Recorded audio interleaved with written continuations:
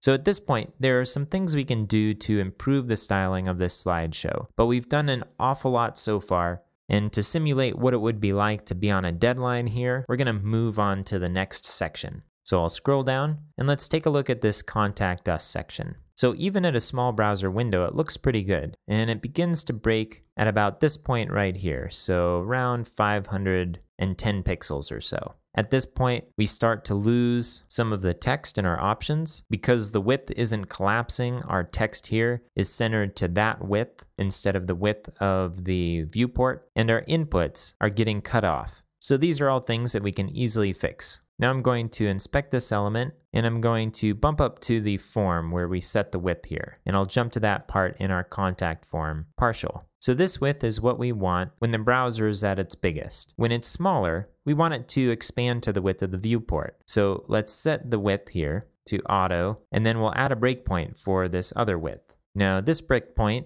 is going to be right at, let's drag it around a little bit. Let's say 530 pixels. So I'm going to add a variable inside of this contact form selector called full width, and we'll set it to 530 pixels. And now in this breakpoint, we'll use that full width, and here we'll set the width to this fixed version. Let's save it. And now if we make our browser smaller, our inputs will stretch all the way across, our text will align, and our options here will wrap.